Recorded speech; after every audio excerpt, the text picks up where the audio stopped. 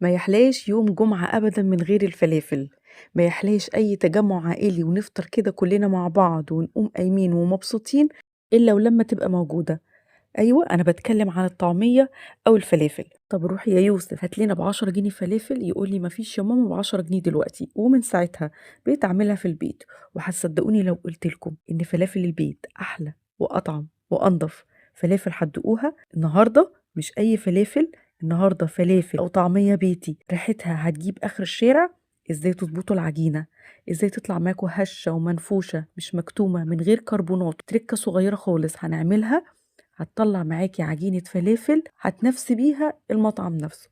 حطوا لايك للفيديو، سبسكرايب للقناة لو أول مرة بتشوفوني، فعلوا الجرس على الكل علشان يوصل لكم كل جديد. يلا بينا نسمي الله ونصلي على رسول الله ونبتدي في فيديو النهاردة. بسم الله. في البداية أنا عندي نص كيلو من الفول المدشوش، بنجيبه من عند العطار، بننقيه كويس وناخده نغسله تحت المية 4 5 مرات لحد ما المية تبقى رايقة كده ونضيفة. وبعد كده بننقعه. هننقعه قد ايه؟ هننقعه 12 ساعة، من بالليل للصبح، من الصبح لبالليل، حسب التوقيت اللي انت محتاجة تعملي فيه عجينة الفلافل. بنقعه لحد ما الفولة تطرى معايا وتنفش، وخلال فترة النقع بغير عليه المية 4 5 مرات علشان الفول يفضل معايا ريحته حلوة وما يعملش ريحة مش كويسة. بنقعه لحد ما الفولة كده أحاول أقطمها بين إيدي ألاقيها بتتقطم بكل سهولة كده، شرب مية كويس وهيبقى سهل معايا في الفرن. بالنسبة للخضرة عندي هنا ربطة من الكرات، ربطة متوسطة لا تكون كبيرة ولا صغيرة، وحوالي نص ربطة من الكزبرة، وعندي بصلاية متوسطة، وعندي راس توم متوسطة، حوالي 10 فصوص من التوم. ده كل اللي أنا محتاجاه مبدئيا. هاخد الفول ده اغسله تاني مرة واتنين واصفيه كويس جدا، وهبتدي اقطع عليه الخضرة. هقطع عليه الكزبرة وهقطع عليه الكرات. طبعا مفيش فلافل مفيش طعمية بدون كرات، لو مش متوفر عندنا مش هنوصل للطعم بتاع الفلافل او الطعمية. هقطع البصل عشوائي، وهقطع الكرات والخضرة عشوائي كده، وهنزل كمان بالثوم، وكمان معلقة من الكزبرة الحصى. هاخدها كده فرمة مع المكونات هتديني ريحة تجنن. هقلب الفول مع الخضرة والبصل والثوم والكزبرة بالشكل ده تقليب عشوائي خالص، علشان وانا بفرم الفلافل كله يتفرم معايا. النهاردة انا هشتغل في الكبة ولسهولة الفرم هيكون معايا نص كوباية من المية. ما تزودوش مية عن كده عشان عجينة الفلافل ما تسيبش منكم وتبقى خفيفة. النهاردة هشتغل في الكبة. أنا مش بافضّل الخلاط إطلاقًا، لازم يكون الخلاط عندِك قوي جدًا، وإحنا أغلب بيوتنا فيها الخلاط العادي. علشان تضربيها في الخلاط هتحتاجي كمية مَيّة كبيرة، وإحنا مش محتاجين أبدًا كمية مَيّة كبيرة. أنا محتاجة شوية مَيّة تفرم لي العجينة حلو وتنعّمها لي. نُص كمية الفول اتطحنت معايا كويس واتفرمت كويس، هابتدي أنزل بنُص كمية الفول التانية بالتدريج من فوق كده. زي ما أنتم شايفين العجينة بتنعم معايا. هتاخد معاكم حوالي ربع ساعة تضربوا وتوقفوا تضربوا وتوقفوا لحد ما تهيش معاكم وتبقى بالشكل ده. هتلاقوا العجينة هشت وبقت تحفة. عايزاكم تركزولي في قوام العجينة، مش سايحة وفي نفس الوقت مش جامدة، هي دخلها كمية هوا رهيبة لأن أنا كنت صبورة معاها. يعني كنت بشغل الكبة وأوقفها أشغلها وأوقفها لحد ما أخدت كمية هوا ممتازة. هبتدي أخزن منها كمية وهقلي كمية معاكم.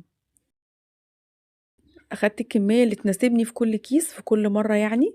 بص كمية الهواء اللي العجينة أخدتها. وفي خطوة كمان هنعملها عشان تهيش معايا أكتر وأكتر، عشان ما نحتاجش أبدا نضيف الكربونات والحاجات اللي هي لا تمت بالعجينة الفلافل بصلة. خلاص أنا عبيت الأكياس على قد استخدامي. هاخد الأكياس دي بدون ملح بدون أي توابل على الفريزر. بنحط بقى الملح والكلام ده قبل القلي مباشرة. أخدت كمية عشان أقليها معاكم. هضيف نص معلقة كبيرة من الكزبرة المطحونة، وعندي كمان نص معلقة من الكمون ومعلقة من الملح. وعلشان تهيش معايا وتبقى زي بتاعة المطاعم وأحلى كمان، هبتدي إن أنا أضربها بمضرب البيض العادي. هي طبعا كانت واخدة هوا أثناء الفرم، بس لو سبتيها شوية على جنب هتلاقيه كل الهوا ده هبط تاني. أنا عشان أصحصحها تاني كده قبل القلية ضربتها بمضرب البيض حوالي 3 دقايق لحد ما هاشت معايا تاني وبقت بالشكل ده. هنبتدي نقلي بقى الطعمية، يلا بينا. وبالمناسبة عشان أنا اسكندرانية بنقول فلافل، بس عشان اللهجات المختلفة لازم نقول طعمية ونقول فلافل. عندي زيت غزير وعندي كمان كزبرة حصى مجروشة وسمسم، ولازم مية طبعا عشان نبل ايدينا كويس جدا جدا. سيبوكوا من الشكل العشوائي اللي طلع في الأول ده، كنتش بل ايدي كويس. نبل ايدينا بين كل واحدة وواحدة، ناخد قطعة من العجين وننزلها في السمسم والكزبرة. وممكن كمان نشكلها بأسهل طريقة لو انتي مش عارفة تشكليها ومش حابة تشكليها بالطريقة ديت، بالمعلقة. بنبل المعلقة بين كل مرة والتانية ونبتدي ان احنا نقليها. الزيت هنا يكون سخن حلو قوي، ما يكونش يعني فاتر او مش سخن كفاية، علشان عجينة الفلافل تشد على طول كده وتنفخ معاكم وما تفكش، لان هي لو فكت او شققت هتشرب زيت. اول ما تاخد لون من تحت بنقلبها ونقعد نقلب فيها كده يمين وشمال فوق وتحت علشان تاخد معانا اللون المظبوط من كل الجهات. بصوا لونها تحفة.